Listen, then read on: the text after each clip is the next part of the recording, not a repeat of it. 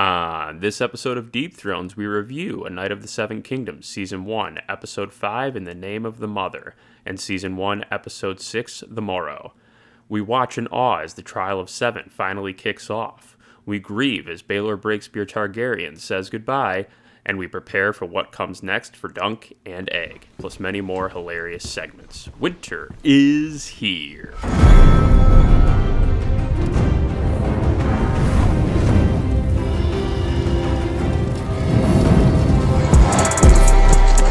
Check out the hand, switch, shooters on swoosh, hitters don't miss. Aria just added a ton of y'all to my list. Bitch, death wish, not to be messed with, tested quiz. They shooting shots, hitting bricks, we testing the kids. All right, welcome to Deep Thrones, the most entertaining podcast in the world of ice and fire. My name is Kinsey. Hey, what's up? Sheed's here. Bringing you another episode. Another great episode. You hammered the most entertaining, and that's honestly most of the battle, is you got to get the V down and you're nailing it. When Chris listens to this one, he's going to be like, man, some competition is. But thank you again for stepping in, Kinsey. We have two episodes today to cover. Two. We're covering Season 1, Episode 5, In the Name of the Mother, Season 1, Episode 6, The Morrow, which is the finale of Dunk and Egg. It went fast. It went real fast. Yeah, it did. I'm a little sad it's over. Me too. Me too. It's amazing how the 30-minute episodes, a lot of complaints about, I think not bad complaints about them being short, but more just like, oh, we love them so much, we want them to be longer. We want more, yeah. Yeah, we have an action-packed episode, guys. We got to get to, I got some notes from Chris. We got to cover Episode 5, Episode 6, House of the Dragon trailer drop. But before we do that, a review of something is going to take place right now from Kinsey. I don't know what it is. I put it in a wine glass just to honor the spirit of the wine review. But it is a limoncello LaCroix, which is the best of the LaCroix, that's for sure. But no, I could not have another sip of alcohol this weekend. I'm dying. Gotcha. Well, okay, so for those of you listening, she's taking a sip of the LaCroix. Limoncello, you said? Limoncello. I love that. Not lemon, limoncello. Gotcha. That's, yeah. And what would you say, flavor-wise? What are you getting notes of? Notes of Lemon? what even is limoncello? The cello? Well, a cello is I know that musical instrument cello is what comes to mind. Okay, yeah, that's what it is. Is it good? Just like lemon, but it's not. It's a little, I don't know, sweeter than a lemon. I Gotcha. don't know. Do you ever have the drink, the squirt, the yellow? It's called squirt. Mm-hmm. Does it taste like that? Not as citrusy? No, it's not. I don't know. There's no explaining limoncello. It's a 4.9. That's what it is. It's an unexplainable 4.9. It's great, but it cannot be explained by man or woman. You've got to try it. You just got to experience it. It's beyond our understanding, you know. Yeah, man. That's great. I love that. A few things I wanted to address off the top, some lore topics to discuss. One, first off, we saw a House of the Dragon trailer. It was awesome. Me and Chris, we are going to be doing a wrap-up episode next week on A Knight of the Seven Kingdoms. Chris is going to touch on a lot of stuff lore-wise. He couldn't be with us here tonight, but he's got a lot of stuff he wants to discuss along those lines, and we're going to discuss the House of the Dragon trailer. It looks awesome. It looks epic. Awesome. When I say awesome, I mean it looks awesome in terms of like a lot of dragons. I think potential that they might be overcompensating for last season when everyone was like, you have dragons, why is this show so slow? And they're pushing it. They're like turbocharging it into like battle. So it's going to be interesting. Give you all the dragons. Yeah, here's a dragon in every scene. Like the small council meetings, there's just a dragon with its head in the window, just like looking at the map. So we'll see how that goes. But yeah, it should be interesting, but we will be discussing all of that next week. I'm just going to keep my hopes nice and low so that I can hopefully be pleasantly surprised as I was with this series. Like 100%. 100%. Keep the bar low. But I feel like they're hyping this up as the greatest season of television ever. And I'm like, why are we doing this to ourselves? Cracking up. One of the directors of season 3 literally said, as me, Kins, and of course Chris are in the Deep Thrones chat, we've been talking about this, said it's like, it's the most epic season of TV that's ever been made. And I'm like, some of that might be a little bit of damage control because they're seeing the response to A Knight of the Seven Kingdoms that has a third of the budget of Mm, House of the Dragon, probably. And they're yeah. seeing this response to like a show that has 6 30-minute episodes, and it's like really, of course, every book will have changes to the show, but been pretty true to George's writing, and this House of the Dragon has kind of changed a lot of stuff. They're probably Yeah. feeling the heat. Yeah. I mean, it just speaks to the fact that you got to have a character-driven story. You've got to give us characters that we believe in and like to see on our screens. And I just feel like House of Dragon hasn't matched A Knight of Seven Kingdoms from that perspective. But you do look, you're a big Kristen Cole fan. Oh, Crispy Cole. Crispy Cole, Come you are a on. huge Kristen Cole fan. Everyone loves Kristen Cole, first of all. He's the most likable guy I that has like him ever for been like put on 2 episodes. Yes. Give me a break. We're gonna get now into season one, episode 5, In the Name of the Mother. So I'm gonna do just a quick broad strokes of this, of what happens.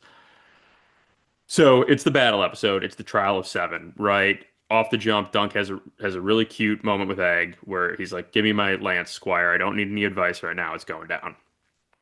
Baylor gives some good tips to the team, of course. And then the charge kind of just happens. They just get right into it, and then there's a flashback. Hmm. And a very creative way for the show. It didn't have a lot of budget. We're Hmm. going to get into this a little bit. Hmm. We're going to fast forward through this. Essentially, Dunk had a very difficult childhood. He was an orphan. His good friend Rafe was kind of a thief. Rafe is in the books. He has referenced Rafe. We don't necessarily know that Rafe gets murdered in the books like Rafe does in the show for being, for crossing the wrong guy. Arlen, of course, protects Dunk and takes Dunk into his service. It was a long flashback. Too long. Too long. Agreed. I get why it was there, but I felt Yes. like it was too long. Yeah. And we'll get a lot of that with with season one, episode 5, particularly. We'll discuss that, I think.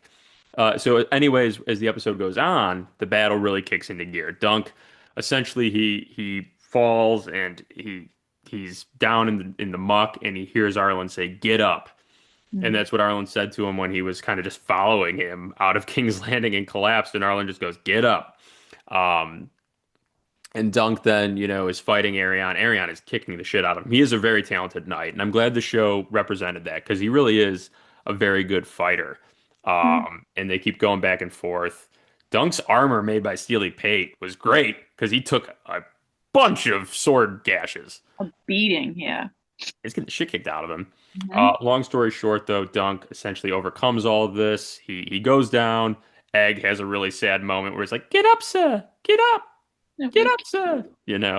It was. And then Dunk hears the "get up" from Sir Arlen. He gets up, kind of overcomes Arion, beats the shit out of him. Arion, of course, surrenders. He says, "I'm throwing in the towel."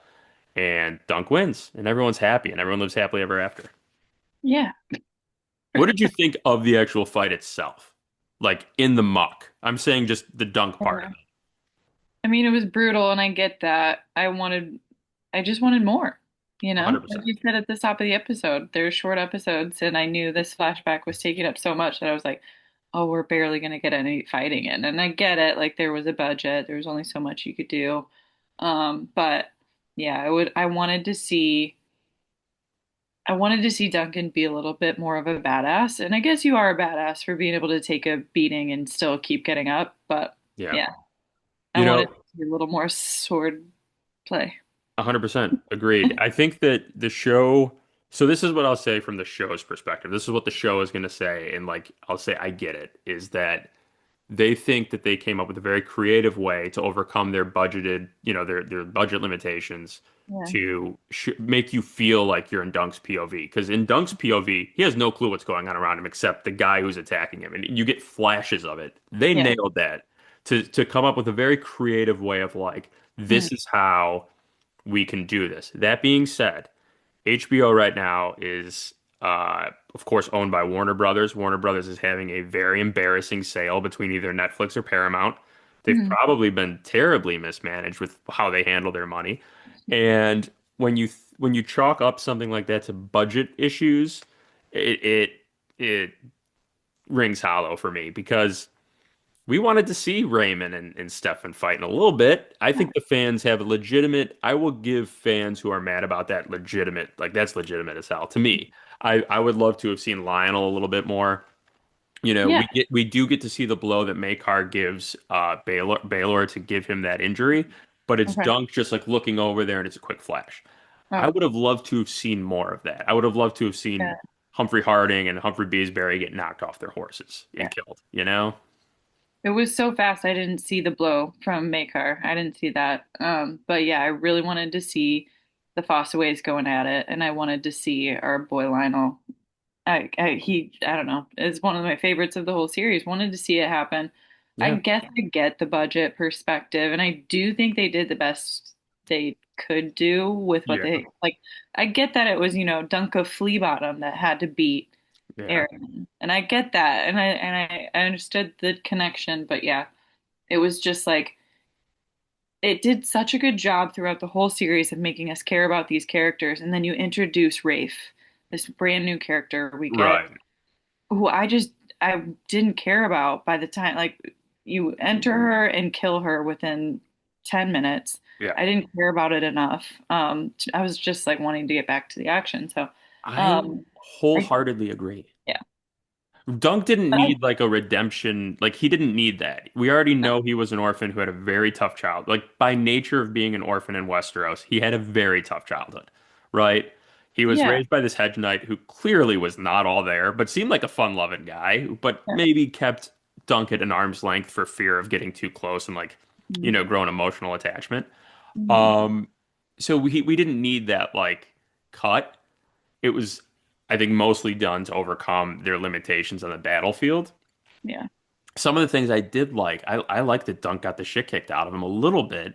I do wish he was a bit, I do wish the fight was a little bit more even with what we saw because Arion got way more licks in than Dunk did, but Arion, of course, ended up withdrawing his accusation and yielding.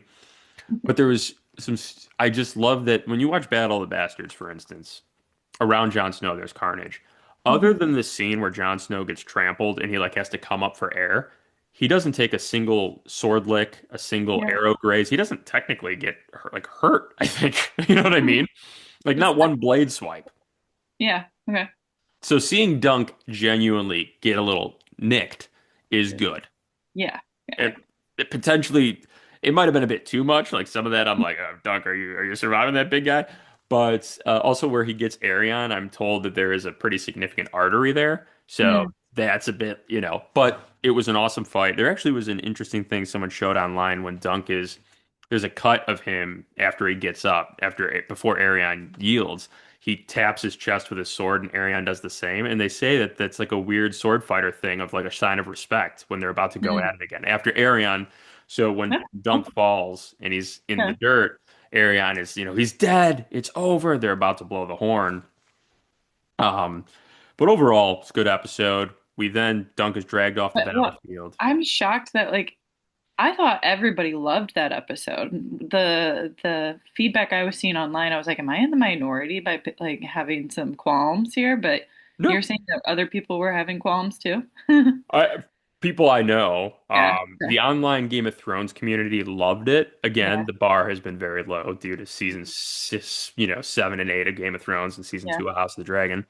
Okay. But I know of personal friends and family who've reached out to me and said, "Wow, that was it, huh?"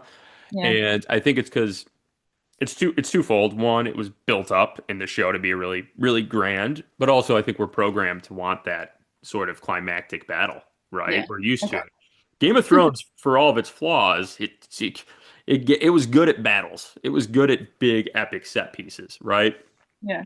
Um, but yeah, me and you talked right away, and we said, but I think Chris really liked it. Okay. Um, and another thing to point out, which we have to end the episode with, is that they go out, Steely Pate and Raymond drag Dunk off the field. They're looking at his wounds. They're like, dude, you're fucked up. We got to boil oil to get you all cured up. And Baylor comes out of nowhere. He's like, it's got to be wine. The oil will kill him. My maesters will look at him. He's like, my helm is bashed in the back. Will you guys help me get this off? They're helping him get it off. And he goes, my fingers feel like wood. They take it off. He has a huge hole in the back of his head from where the mace hit his visor from Makar, his own younger brother, and Baylor collapses in Dunk's arms. They have a really amazing moment though before he collapses, where Dunk says, "I'm your man. Like, please take me into your service." He's like, "I need good men, Sir Duncan. The realm needs good men." Very sad. Hmm. Gotta Uh, kill the good Targaryen. I know the one good one. There's a lot of Yeah. interesting. What would it have been like? Like the whole lineage will change. Hmm. But Chris would want me to point this out. This is significant. Technically, Makar is not now next in line. It is Okay. Valar, his son, who in the next episode talks with Duncan, and we'll talk about him in episode 6. He is now next in line. So Targaryens, though, they're cursed. So, um, and Chris also wanted me to point this out. One lore thing that he wishes they did keep from the books in that episode. I think Chris overall, Kins, more than we did, really loved episode 5. Okay. But, and I have his exact words, for him, there is one thing that he would have kept in specifically, and it has to do with before the fight, Baelor Targaryen actually gets all the guys together, and he has Dunk's 7 knights use non-lethal tourney lances instead of war lances because it gives them an extra couple feet because they're longer. Mm. And because they're not like trying to kill anybody, but he thought it would help them since they're all less experienced, strike the enemies first, and that way dehorse them. Because on the Mm. horses, the real skilled fighters are like super deadly, so he figured Yeah. that would sort of make up for their lack of skill um, against Aerion's knights, and it allowed them again to unhorse the enemies and level the playing field. He wishes they kept that scene in because it shows Baelor's genuinely was trying to help Dunk win, and Mhm. also his brilliant mind and battle tactics. Mhm. Okay. So, what And would you, Kinsey, rate that episode? I'm I think I would go with like a 6.7. It's not like I mean I still enjoyed the episode. There were definitely good parts of it, but yeah, it was a little bit disappointing for me. I give it a 6. Nice. Yeah, right there with you. Yeah. Um, I it's no limoncello LaCroix, but I'll be curious to see what Chris says because I think he really liked that one. Again, like I just wanted to see Dunk like even in the beginning of the charge, like as you were talking about, they're inexperienced, but he hesitated on that horse for so long and wasn't really a part of the first charge and then was immediately knocked off his horse. Yeah, Like I just wanted to see him be a little bit of the legendary badass that he's gonna be. yeah, So it really was like it made me question like, is this yeah. did he get any training? Play clock Yeah. violation. First of all, Yeah. I yeah. wanted What did Sir Arlen teach you? but I love Dunk and still love the series. So yeah. Yeah. Anyways. No, agreed, agreed. And one thing to put a bow on for that episode, the last significant trial by 7 in Westeros history before that was Aegon the Conqueror's son, who was not a nice guy. He was known as Maegor the Cruel. He was in a trial of 7 against the Faith Militant that he won, except I think all 13 other combatants died, if I'm not mistaken. And Oh. Maegor was like super fucked up. Like he had to like it was for weeks he was like out of commission because he was all banged up from it. But Maegor the Cruel, and if you ever want to go down a Westeros wormhole, for some reason I've been on a Maegor the Cruel kick lately.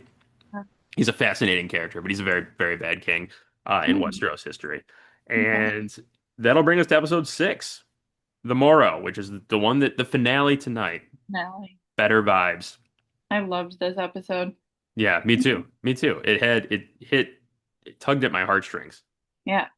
It's Um, interesting that this is not really a series about the Targaryens, but like I'm learning more about the Targaryen and lore than I feel like I did in House of Dragon.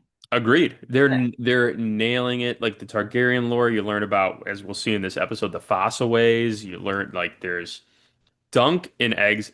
We'll get into it, but they have a conversation at the end that is so funny because Game of Thrones fans on like Line talk about it all the time, where they're like, "Well, technically it's 9 kingdoms, but when Aegon conquered it, it was 7 kingdoms." So we'll get Oh, into all that. yeah. Um, so the episode starts. Lionel and Amaester are standing over Dunk. Dunk is all of them are banged up. Like Lionel's got bruises, Dunk has bruises. And essentially Lionel's like, listen, come kick it with me. Come to Storm's End. We'll be brothers. I'll love you Oh, like a brother, or I'll hate you like a brother. we love him. Oh yeah, we're big Lionel Baratheon fans on this podcast. Lionel then kind of like, you know, kind of casts aspersions at Baelor a little bit, and Dunk doesn't like that. He's like, he died fighting for me, and he's like, listen, all of us Humphrey Beesbury's dead. Humphrey Harding's dead. Me and the Apple Boy, he calls him. He's like, Yeah. we risked our lives. He's like, we were the ones who had nothing to gain. Like the Kingsguard couldn't strike Baelor. He died No. in like a fluke accident. Yeah. Okay. Yeah, I liked that note. And I feel like Chris said something about in the books, it's unclear who gives the final blow, but they made it clear this time that it was Maekar, right? Maekar does it. In the books, I could have swore it was like a horse mishap. Like it was more like a horse. Maekar's horse like rears and Maekar hits him then. Something like that. Chris can Oh. verify that next week. But yeah, in the books, it's more of like the books I think stress more that it's an accident. Hmm. And Maekar actually gets into that this episode too a little bit with the guilt that he's feeling. Yeah. But the books also, one of the things House of the Dragon did really well was take the character of Viserys and really made him human. And I think the books have done that with Lionel as well. They've given him a great persona, and the actor's done a great job. But yeah, he essentially, long story short, coming out of this scene, he wants Dunk to come with him to Storm's End to be his buddy. Um, the then cut to Baelor's funeral, obviously the famous pyre that the Targaryens do. Everyone's sad. Maekar is sad. Of course, Egg. Valar is there. And then Dunk sees where it's at and he goes and visits it. Hmm. He has a really sad chat with Valar. Yeah. Like, Our buddy, and he had a little bit of the Targaryen hair, the little streak. Is that significant? he did. Well, so I think that the line, like, their, maybe not his mother, but his grandmother is Dornish. So that's why Baelor and him have like the darker hair. They inherited the Dornish side, I guess. But I do love that they gave him the blonde streak or the Yeah. white hair streak. That was my Um, biggest takeaway from that interaction. Yeah, like white hair. But Cool. Valar does kind of tell Dunk to fuck off, and he also kind of like says some pretty sad stuff of like, Yeah. my father was going to be a great king. You're a hedge knight. Yeah. I Like, liked the line about like how many fathers die in their son's armor. I thought that yeah, he died in my armor. Sons die in their father's armor all the time. How many fathers die in their son's armor? It's a great line. was. Um, Dunk bumps into Raymond Fossaway. They chat. Dunk, of course, feels very responsible for Baelor's death. Raymond is marrying the red-haired sex worker lady. They're tight now. I love Raymond too. He's great. And our girl, I'm so happy for her. I You am know, too. They found true love. she found a good one. She did. She got a good apple. And Good apple. as Chris said too, this is now the founding. You can see he's doing the green apples, and this is where we get the green apple Fossaways and the red apple Fossaways, who are very significant in the Game of Thrones books. They don't come up so much in the Game of Thrones show. Hmm. I like that he got that new crest whipped up like that so quick. He had that ready to go very quick. Makes me think he had that already in the hopper. I'm like, to my knowledge, the one painter in the camp had a broken finger, so I wonder how. Well, and then so the puppeteers also fled too. So she's out Oh, of there. So she fled to Dorne. The puppeteers flew south to Dorne because they're like, the Targaryens are gonna kill us because we started this whole fight. interesting. Yeah, Which probably smart of them to leave. you called it. You did call it that episode. You're like, the dragon thing was a dumb idea. Dunk is summoned by Maekar. Maekar gives him some good. This is a great. I love this. Is my favorite scene of the episode was Dunk talking with Maekar. Hmm. Arion is getting sent east because he's like, maybe he can go work for the Golden Company or something, or be a sellsword for a while and straighten his act out. Um, and he said something to Dunk that I thought one of their best interactions all episode. He said, people are going to say I meant to kill Baelor, you know, and whenever there's a bad crop, whenever there's a war, a fool will say Baelor wouldn't have let this happen, It's you know. almost like he's more upset about the perception of it than his brother dying. So Yeah, interesting. that is true. Very Targaryen of him. But again, technically Or his I like, nephew is yeah, inheriting the throne. yeah, yeah, that's true. So what's he? Anyways. But like I said, things happen. So Maekar asks Dunk to take Egg into his service, let him be a squire. This is what we've been building up to. This is the whole show started with this. Mhm. Let Egg be your squire. And Dunk says no. I know. And you know what? I will say this for Makar. He cares about his sons, He, you too know. much. A little too much, maybe. But yeah, I was upset with Dunk at this moment. Me too. He says, I'm done with princes. Of course, Egg is listening because Egg is a problem child. Um, and then Dunk goes and talks with Egg, and it's great because he's like, "Were you listening?" And Egg was like, "No." He's a very bad liar. No. His voice gets really, really squeaky. He's like, no. No, Yeah. what? Me? Egg is sad because Dunk won't, take him into his service, and he says, like, maybe you're not the knight I thought you were. Um, and from there we get another Arlen flashback with Sir Arlen and Dunk chat. In the flashback, this scene was hilarious to me. I was dying laughing watching the scene because, like, Dunk Arlen's telling a story that he's told Dunk 1,000 times. Arlen also tells the story of what it, kind of where Arlen of Penny Tree comes from. It's as a hedge knight when he goes off to wars, when he battles, he hammers a penny into the tree that he sleeps under. Um, and Dunk has a moment with Sir Arlen where he's like, "Why have you not knighted me?" And Arlen like dies, and Dunk starts crying, and then Arlen undies.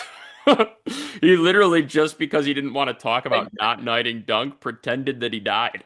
I thought that was great. I also thought for a second they were confirming that he wasn't knighted, and I was ready to take to Twitter or to Instagram because there was a guy like fighting us on our take last time Yeah, that is saying like we and the rest of the internet were idiots for thinking that there was even a debate about him not being knighted. And I'm like, I think it's pretty vague, and it definitely was in the books. I trust what Sims is saying. So, anyways, I was ready to take to Instagram and light this guy up, and then still very vague. and then Arlen wakes up. I was like, okay, good thing I didn't act too fast. It's great because he goes, and a knight never doesn't finish a story. And Dunk, who was just crying because he thought Sir Arlen passed away, I was like, oh, is this the scene where Sir Arlen dies? And it's confirming he wasn't knighted, just like you said. And then Sir Arlen was just fucking with him because he didn't want to talk about it. Um, we probably will never know from the show officially. I don't know unless they tell us in season 2 or 3 because it's I'm confirmed to be 3 seasons. We might not know. I'm fine with it being vague. I just want everybody else to agree that it's a little bit vague. 100%. And if there's one thing we can't do, and it's one thing this podcast tries to do, is to accentuate differences between books and between the show. But Mhm. because one exists in the books, we cannot take it as canon in the show. You just Yeah, can't. true. They have to see it.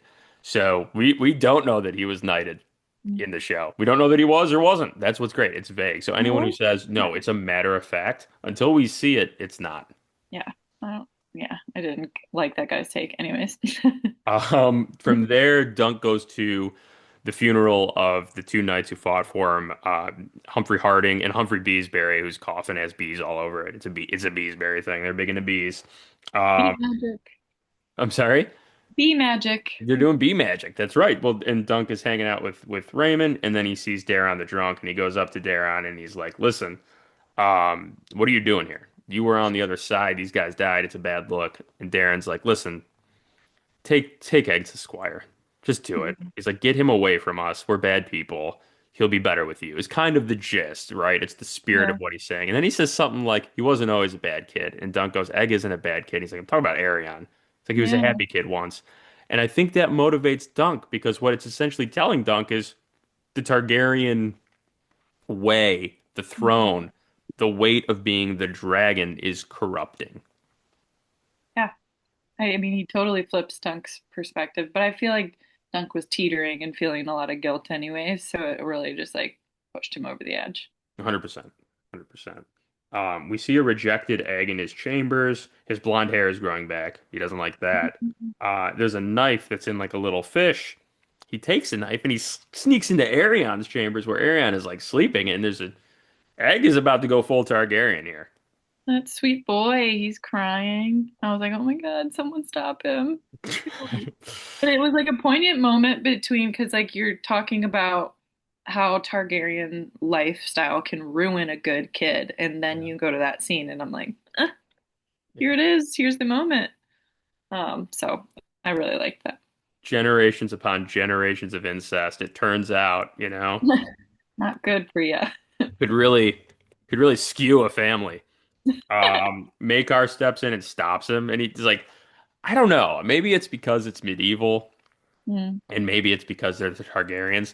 But I feel like instead of putting your hands on the kid's shoulders, like I'm trying to put myself in those shoes. I probably would have been like, "Hey, buddy, no, we don't stab our sleeping brother, bud." But Makar was just like, "No, no," like as if that's like a normal like kids fight, you know. Like I get it. I thought about it too, I'm but sure Makar, I yeah, can't. for sure.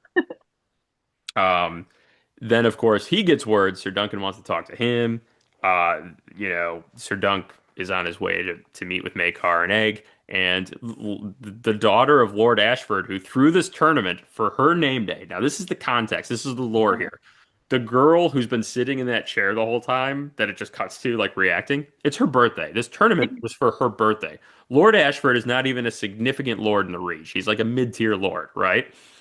The only reason the Targaryens are even there is because, like Chris said, there's a lot of rebellion going on with the Blackfire Rebellion, so they're trying to show face everywhere to make everybody happy. They showed up to this lord's daughter's birthday party, and this hedge knight gets in a whole mess of trouble, and the heir to the throne ends up dying. And the girl says to Dunk, like, I don't blame you, all right, for messing up my birthday. She's like, it was a stupid birthday anyways. And everybody's like, "Who are you?" Yeah, Dunk was like, thanks. Right. Yeah. Way to make it all about you. Yeah, Dunk's like, happy birthday, by the way, or name day. Um, Dunk then goes in and essentially, says like, listen, I'll take him to Squire, like I'll do it. Um, but then at that point, Makar now is turned off. He's like, no, my son isn't gonna sleep under trees with you. He's not gonna eat hard salt beef. He's not gonna, do any of that bullshit. He's not going to live a peasant's life. And Dunk throws it in Makar's face, and he goes, "Well, I'm sure Daron has slept in a bunch of cozy inns, and I'm sure Arion has eaten nothing but the finest of beef." He's Mm. like, "I've eaten hard salt beef, sleep under a tree, and I think I'm a pretty good guy." Kind of is what the point he's trying to. Yeah. Isn't this where Makar says like he's my only son? He's my only son left, or something? Yeah. Damn, you definitely have two other sons that are alive. Yep, three. Because remember, Maester Oh, Aemon right. technically is Egg's older brother too. But when you think about the lineage and the inheritance of a house, Daron's a drunk, Hmm. so he probably figures Daron is going to do something stupid, cost him his life. Aerion, he's sending east. He probably thinks Aerion is beyond saving. He unfortunately landed on the one side of the Targaryen coin. Aemon is becoming Maester Aemon. Hmm. So once you're a Maester, it's kind of like being a knight, but it's a doctor knight where it's like you don't no lands, no titles, you just go and. So Egg is technically his last heir that he sees, to his potential line. I see. Okay. Yeah. I thought he was just throwing shade at his other sons. But he was in essence, he was saying like these three are not gonna be the ones that are gonna carry out my name. They kind of suck. Dunk then sees Raymond Fossaway, who buys back Sweetfoot for him, his horse, his white horse at the beginning that he sold. Yeah, and he rejects it. He did. He gives it to him. He says, "You know what? Because Sweetfoot was the packing horse. Hmm. Dunk is now a knight. Thunder is his war horse."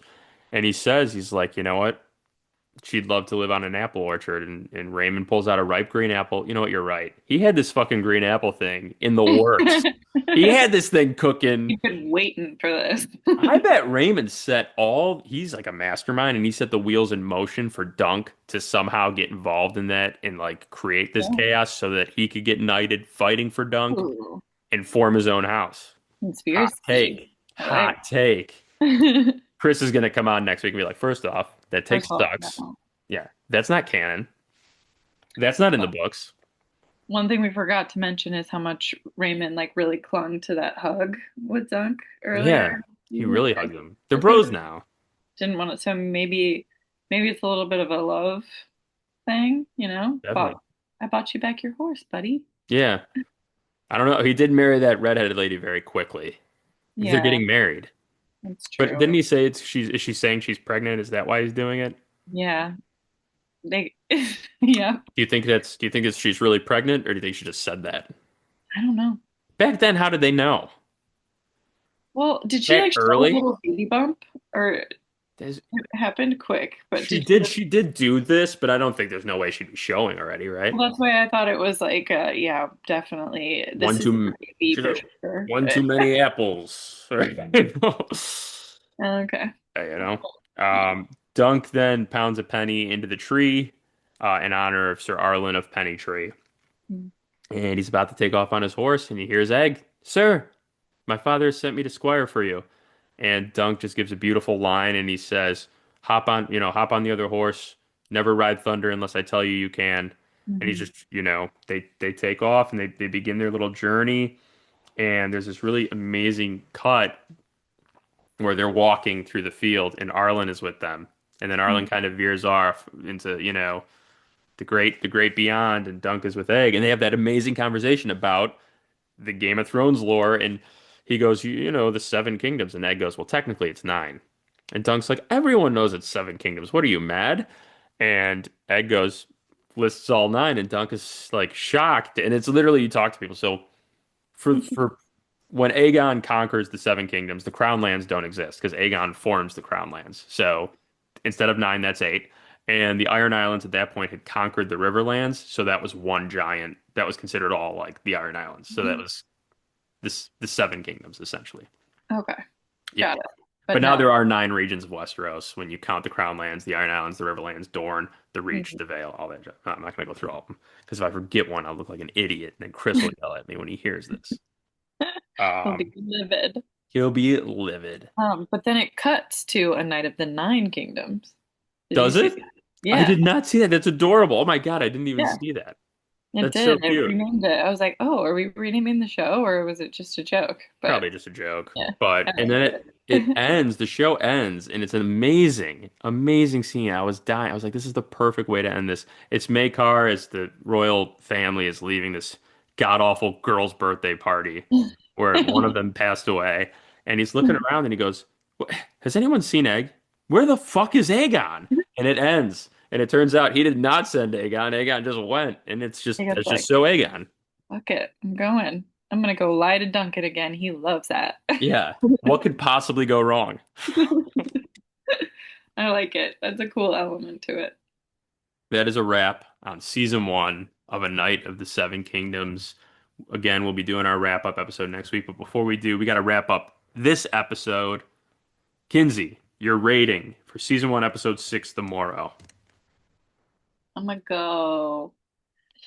I'm gonna Shit. go 9-2. No way. Is that too high? No, I gave it a 9.3. Okay. Yeah, 9.3. I was just saying no way because it was very close. Okay. And I swear to God, I would show my notes, but I write like chicken scratch, but I wrote 9.3. Cool. I was Oh, like, amazing. I mean, damn near perfect. I loved it. I got like emotional watching it. The part when Sir Arlen was like with them on the horse, I was like, oh, that's really cute, you know? And it tugged at my heartstrings a bit. And then to end it with Maekar, like, where the fuck is Aegon? It was so Yeah. funny. I was like, oh, what a great in the Nine Kingdoms conversation. I can't believe I missed the pop up. Mm-hmm. I like, yeah, lots of little moments of comedy, lots of little moments of great character. I loved it. Yeah. This show saved the Game of Thrones cinematic universe, whatever you want to call it, for HBO. Because people, Yeah. it goes to show you what you can do, less budget, but more character, more story, more heart. Best line, Yas Queen. I'll go first for this. My best line was Valar Targaryen to, of course, the son of Baelor to Dunk. Why would the gods take him and leave you? Mm. Very deep. And we'll learn a lot more about Dunk and why the gods did that. And my Yas Queen was Lionel sitting next to Dunk under the tree, and he goes, it's been a wonderful tournament. Dunk is beat to shit in mourning the loss of Baelor Targaryen, and Lionel's just having a great time. What a lovely day. Well, on that note, my best line and Yas Queen both came from that conversation. It was a great conversation. So my best line was Lionel says the only good dragon is a dead dragon. Love Thought that was that. pretty good. Goes to I show you how people feel about the Targaryens. Yeah, again, like I do love quite a few Targaryens. They're hit or miss, but I thought I've learned a lot about their family in this show, and it's just interesting. And then my Yas Queen is when he says to the Maester, an itchy asshole is beyond your abilities. Yeah, who's this maester that he brought that sucks? He's like, I can't help him. The wounds have festered. He's gonna die. And he's like, he's clearly fine. Like, This what's man is wrong? dying. Yeah. There was another part where, and it was like such a hard, quick cut, but he says something about like, I wonder when the roast is. And I was like, what roast? And then it quick cuts to Baelor's funeral with like the fire because they Targaryens light their caskets on fire. I was like, is that what he was referring to when he said the roast? Oh, that's funny. I didn't catch that. Yeah, Lionel's a dog. Hottest moment. My hottest moment was the conversation between Dunk and Makar, the first one, where Makar discussed the weight of what had happened and sort of he also had a similar moment with Dunk where he was like, why you? He's like, I don't know. I thought about that. Where if I just said, yeah, I take my punishment, you cut off my hand or my foot, will either of those prove larger than Baelor Targaryen? You know? Hmm. My hottest moment, I was just thinking like hot, like spicy, Hmm. like romantic, sexual. And so the only moment was the moment where Raymond gets himself a girl. Good for him. Or and hugs Dunk. Yeah. Oh, that's a good one too. Okay, Um, I changed. The hug between Dunk and Raymond is my there's a lot of hottest moment. there's a lot of tension there. Ooh. It's like I bought you this horse. Westeros History Minute, and this was a vote from 2 weeks ago, and it was the Battle of the Red Grass Field, and I am under strict rules from the top. This is above me. All right, this goes way up to the top to Chris. Do not talk about it because you won't get it right because I have no clue. This is a part of Westeros history that is above my head. This is strictly in his wheelhouse. I said to Chris, I was like, red grass, I assume it's because it's like blood from like a battle. And he's like, yes. And I was like, what else happened? Do you want to give me the cliff notes? He's like, no, no, no chance. Love it. Yeah, don't even talk about it. So that will happen next week on our wrap up episode. We actually, and he will. There's gonna be a lot of lore talk next week, but that'll be, of course, our main topic. Sounds good. Yeah, We Kinsey, do. will you explain the Battle of the Red Grass Field for us? There was grass and it was red, That's and it. I hear it's because there was a lot of blood. That's it. That's literally it. And he's like, you can't even, don't even try, buddy. No, but this is really important stuff with the Blackfire Rebellion. Chris is a huge fan of the Blackfire Rebellion, so Mm. um, he knows this part of Westeros history better than I know, like U.S. history. So, um, All right, we'll let great. him have it. Yeah, we'll let him have that one. You blew it. Okay. My first you blew it is gonna be well, I only have one. Stefan Fossaway, because thanks to your actions, there are now two House Fossaways and one's green apples. Classic Granny Smith. I actually prefer green apples. Hot take. I know it's not a popular take, but I prefer the Granny Smiths. They're a little sweeter. They got more flavor. So Stefan Fossaway, You blew it. you blew it. You blew it. I couldn't agree with you more. I think Raymond's our guy, so I believe that. My you blew it is actually for Dunk, I've decided. I think he blew it not going to Lionel, not being like being his brother. Why not take Egg there? Why do you have to just go on the road? I don't know. It'll be a I good thought I, time. my that's my you blew it. I think they should go to the Baratheon, Lionel Baratheon. Sir Dunk, You blew it. you blew it. You blew Blew it. it. And I will remember again to edit in the you blew it guys, because again, first two episodes of the season, neither one. Don't blow Uh, it. Final segment, trial by combat. This week's trial by combat, I'll be honest with you, I didn't have much time. It was a busy week. Um, I had a lot of things on my plate, so I came up with one randomly. So have you seen Freaky Friday, or at least understand Yeah. the concept of Freaky Friday? Yes. Yeah, mom and daughter. They're at each other's throats. They wish that they could walk a mile in each other's shoes. Long story short, they switch bodies and they got to walk a mile in each other's shoes. Good old switcheroo. Yeah. So I came up with that. I didn't come up with that, but I came up with an I didn't write the original Freaky Friday, but I did come up with an idea where a guy has a similar situation where he wishes he could like walk a mile in a famous person's shoes just to understand what it's like to be a celebrity. And there's a very specific celebrity who, in the same time, is on some hard times, wishes that they could just be an average Joe and wishes they were never corrupted by the power of fame. and they switch places. So this average Joe switches places with this celebrity. It just so happens that the celebrity is P. Diddy.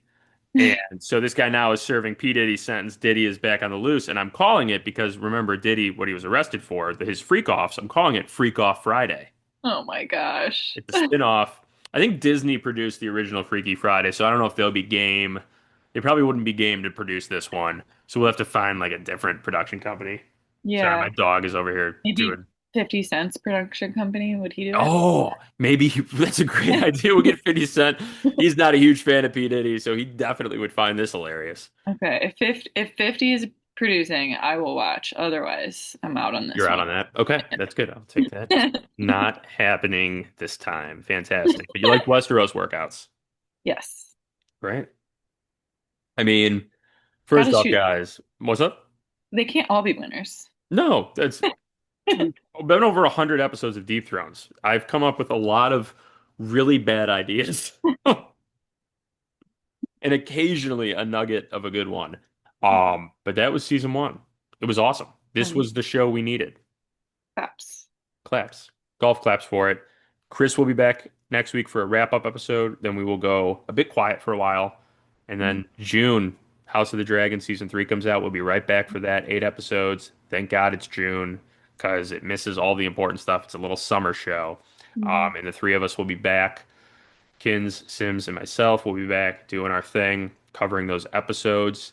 And we thank you guys so much for sticking with us. And again, next week we'll have another one coming. Kins, anything you want to throw in there? No, June will be here before we know it, and more to come. More to come. Thank you guys for listening. And since House of the Dragon is coming back, Allison, hit me up. Hopefully, it's a better season three.